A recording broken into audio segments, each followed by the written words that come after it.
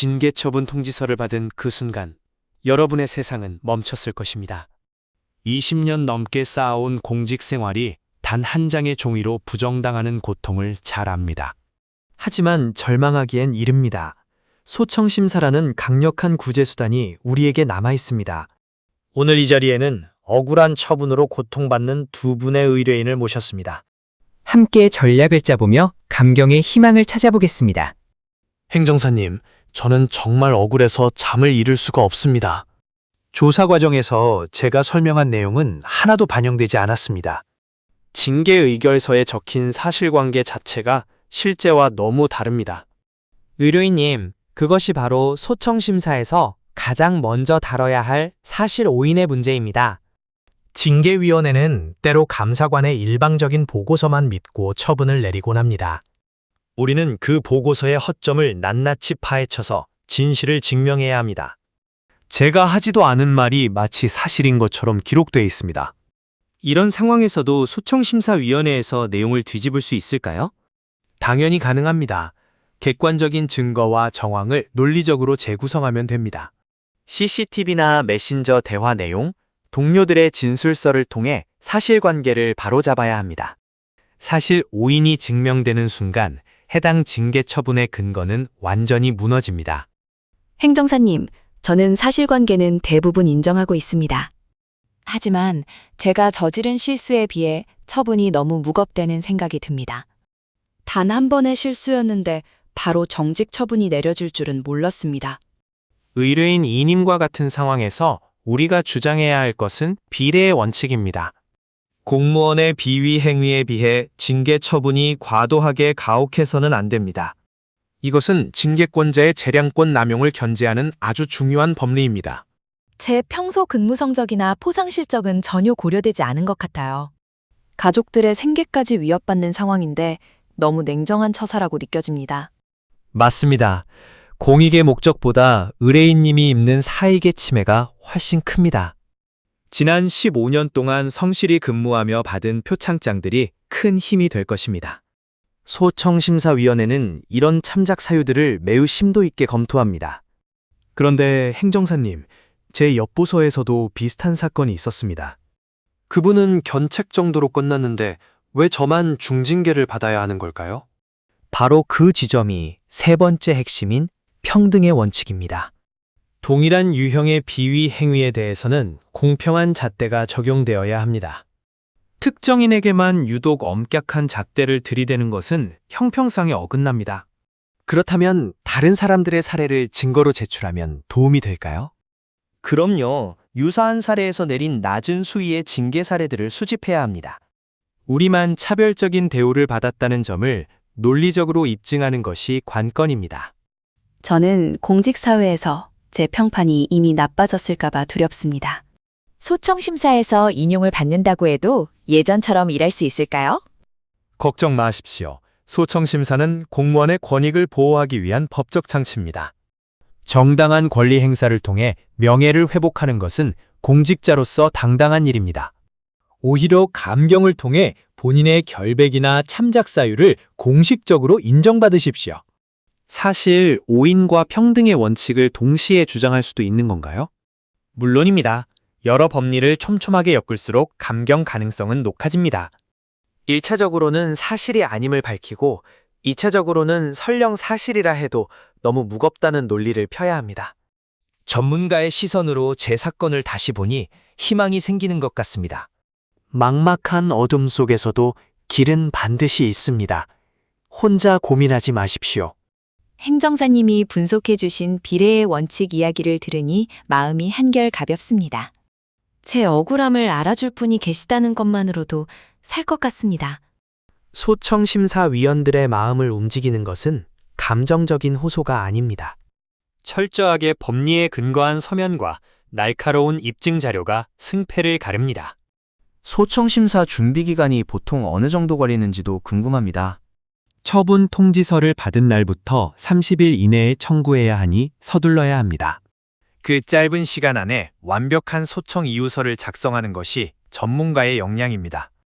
서류 준비 외에 제가 직접 위원회에 나가서 진술하는 과정도 있나요? 네, 구술 심리 단계가 있습니다.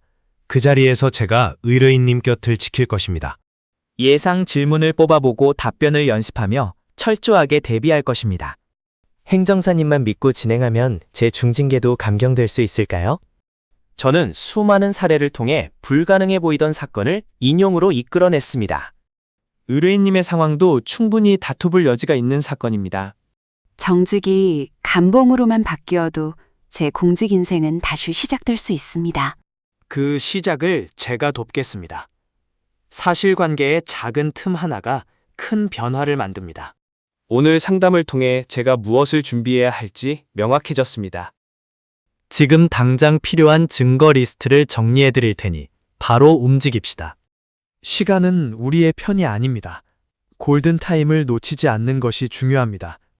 제 인생의 가장 힘든 시기에 행정사님을 만난 것이 천만다행입니다. 징계는 끝이 아니라 잠시 멈춘 것뿐입니다. 다시 달리게 해드리겠습니다. 사실 오인, 비례의 원칙, 평등의 원칙, 이 세 가지만 제대로 공략해도 결과는 바뀝니다. 절망만 하고 있던 제 자신을 반성하게 되네요. 끝까지 싸워보겠습니다. 좋은 자세입니다. 그 의지가 소청심사위원회에도 전달될 것입니다. 수많은 판례와 결정례를 분석한 저만의 노하우를 전부 쏟아붓겠습니다. 믿음직한 말씀을 들으니 이제야 밤에 잠을 좀 잘 수 있을 것 같아요. 공무원 소청심사는 법률 지식만큼이나 의뢰인의 마음을 이해하는 것이 중요합니다. 여러분이 겪는 그 심리적 압박감을 제가 함께 짊어지고 나아가겠습니다. 행정사님과 함께라면 다시 출근할 날이 머지않은 것 같습니다. 네, 반드시 그렇게 만들어드려야죠. 그것이 누리행정사의 사명입니다. 과거의 판례들을 보면 아주 작은 절차상의 하자만으로도 감경된 사례가 많습니다. 우리는 그 작은 빈틈 하나를 놓치지 않고 끝까지 파고들 것입니다. 소청심사를 고민하시는 다른 공무원분들도 용기를 내셨으면 좋겠습니다. 맞습니다. 포기하는 순간 징계 처분은 확정되지만 도전하면 결과는 달라집니다.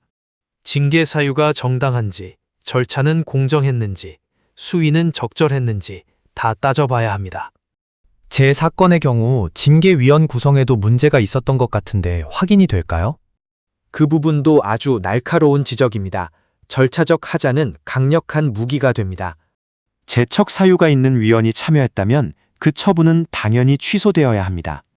알면 알수록 제가 주장할 수 있는 권리가 참 많다는 걸 느끼네요. 그렇습니다. 법은 권리 위에 잠자는 자를 보호하지 않습니다. 여러분의 소중한 권리를 되찾기 위해 제가 앞장서서 싸우겠습니다. 당장 오늘부터 알려주신 자료들을 하나씩 모으기 시작해야겠습니다. 좋습니다. 작은 기록 하나가 결정적인 증거가 되어 감경을 이끌어낼 것입니다. 여러분의 억울함을 가장 논리적이고 세련된 문장으로 대신 전달해드리겠습니다. 저희 같은 공무원들에게 놀이 행정사님은 정말 큰 힘이 되는 존재입니다. 과찬이십니다. 저는 그저 여러분의 소중한 일상을 되찾아드리고 싶을 뿐입니다. 오늘 논의한 세 가지 원칙은 소청심사의 기둥과도 같습니다. 사실관계를 바로잡고 처분의 가혹함을 알리고 형평성을 따져묻는 것 말입니다. 이 세 기둥을 단단히 세우면 어떤 중징계라도 무너뜨릴 수 있겠군요. 정확한 표현입니다. 단단한 법리적 방패로 여러분을 지켜내겠습니다. 이제 혼자서 징계 통지서를 보며 눈물 짓는 시간은 끝내야 합니다. 소청심사를 청구하고 여러분의 가치를 직접 입증해 보입시오. 네, 행정사님과 함께라면 끝까지 해낼 수 있을 것 같은 확신이 듭니다. 저 또한 의뢰인님들의 명예회복을 위해 제 모든 역량을 집중하겠습니다. 오늘 대담이 징계로 힘들어하는 많은 공무원분께 빛이 되었기를 바랍니다. 두 분도 오늘부터는 부디 편안한 마음으로 준비에 임해 주십시오. 정말 감사합니다. 행정사님 덕분에 다시 살 소망을 얻었습니다. 저도 끝까지 믿고 따르겠습니다. 잘 부탁드립니다. 결과로 보답하겠습니다. 여러분의 공직 생활은 여기서 멈추지 않습니다. 감경의 가능성은 아주 작은 틈새에서 시작됩니다. 그 틈을 찾아낼 누리 행정사에게 지금 상담받으세요.